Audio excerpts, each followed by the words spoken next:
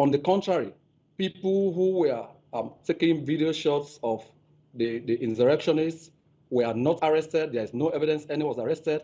What we have is that the bloody insurrectionists themselves took very gleeful pictures while they were busy smashing the heads of slain police officers and posted them on Facebook and other social media outlets.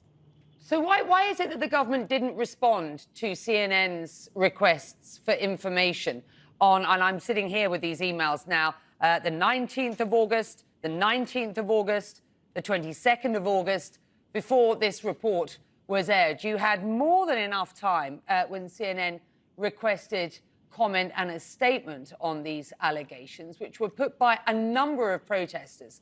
So let me put this to you. The day after, the Ministry of Information and Communication put out a statement saying, and I quote here, that the spreading of incendiary information on social media platforms to destabilise the state could result in 10 to 20 years in prison. That reference, the Cybersecurity and Crime Act of 2021, this additional mention of spreading of incendiary information is not in the Act signed in November 2021. You know that, and I know that. What's the reason for the late addition, sir?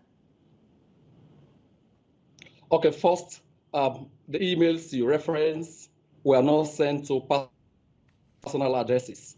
If I had any notification that you wanted to get government side of the story, I would have readily obliged you. I have never dodged an interview, whether locally or internationally. So that was an unfortunate event. But here we are. Okay, well, our own side of the story. I'm sitting on those emails, and they've gone to they have gone to statehouse.gov.sl, and they have gone to MOF. They've gone to all of the places that we would normally send requests for information. Let me put this to you: has anyone been arrested under this act since the August the 11th statement was made? Like I mentioned, those were not personal email addresses; they were generic, and it could have fallen between the cracks. If we saw it, we would have readily responded and in a very timely fashion. Like I said, this cybersecurity and crime bill was benchmarked against some of most seminal legislations. You're talking about the Budapest Convention. You're talking about the AU Malabo Convention and the ECOWAS directives. We also took into consideration local realities, current and local challenges. In the extant legislation, there are also references made to the Anti-Money Laundering Act of 2012.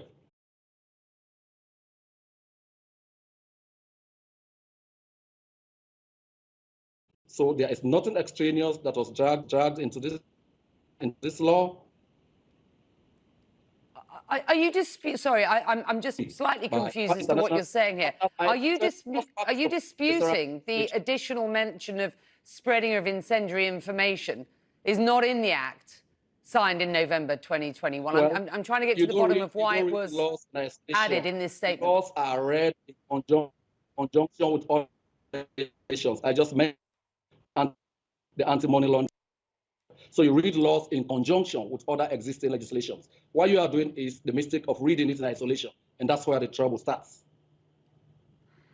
Was live ammunition used during these protests and these arrests on the part of the government, on the part of authorities? We saw the bloody insurrectionists wielding self-loading machine guns, pistols. I'm sure those were not toys. They had live ammunition, and they were meant to shoot anybody who stood in their way. This is the police that you're talking about here. Okay, I was talking about the bloody insurrectionists. Well, when policemen go to queer riots, they also have arms because they are also human beings to survive, to be able to protect lives and property. So I know they also go to the scene of crime, particularly bloody insurrection like this with loaded weapons. As to whether they use live ammunition or not, neither deny nor confirm. Sorry, I missed what you said. It's quite a difficult line, and I want to ensure that our viewers get a clear answer from you there. So you're saying that live ammunition was used, or that you do not know whether live ammunition was used by authorities? Well, I can neither But these are security personnel. When they go to quell a bloody insurrection, I will suspect they will carry live ammunition. But I can't confirm or deny. I want to get to the bottom of this act. Has anyone been arrested under this act since this August 11th statement was made? To the best of my knowledge, nobody has been convicted under the Cybersecurity and Crime Act, even though we see a lot of infractions every day, willingly. But this government is committed to deepening the democratic space, to protecting the fundamental rights and liberties of Sierra Leoneans, which is why, under his watch,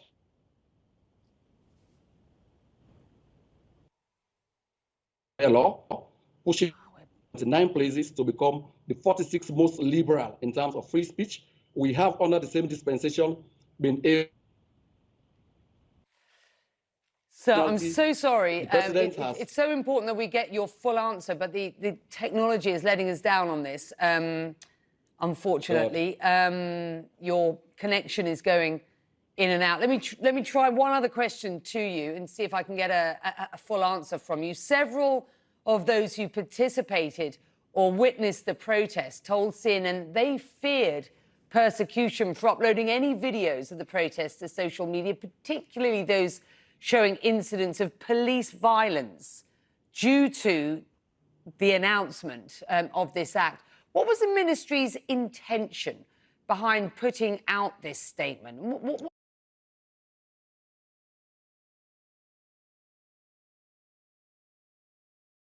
information would be classified as incendiary? Becky, in 2017, the total number of Sierra Leoneans on social media is about 400,000. Today, we have 3 million as this year. This is as a result of the enabling legislation and our respect for fundamental freedoms and rights. A lot more people trust relating on social media now than they ever did at any point in time. That's the point. That wasn't the question, though. So I was asking what information would be classified as incendiary. Well, if, for example, you call on fellow citizens to take over State House, to burn prisons, to burn people alive in their cars, and we have in recent times have several such incendiary remarks. Yes, those are the kind that we categorize as incendiary threats, yes.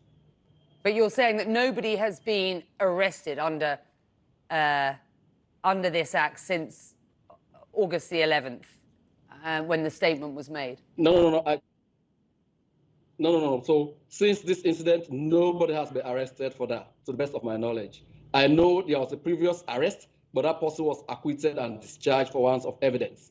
So that is to tell you, we respect the rule of law, we respect due process, and we respect the fundamental rights and liberties of everyone.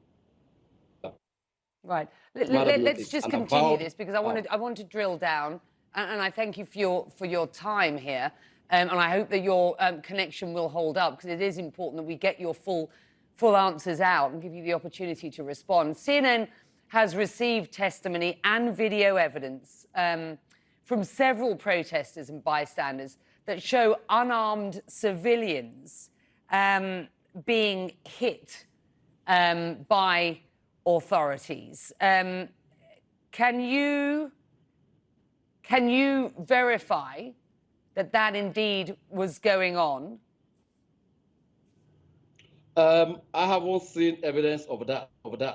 What I can attest to is the fact that I have seen police officers slain by protesters and with stones. They never had the opportunity of going back. Bye-bye to them. We had to accord them due civic burial ceremonies on Tuesday this week. And finally, several protesters also told CNN that the government had tracked down those who did post content only and detained them. So what's your response to that allegation? Well, I'm not aware of any such case. In any case, if it has been arrested, battle, including 28 children who were bust from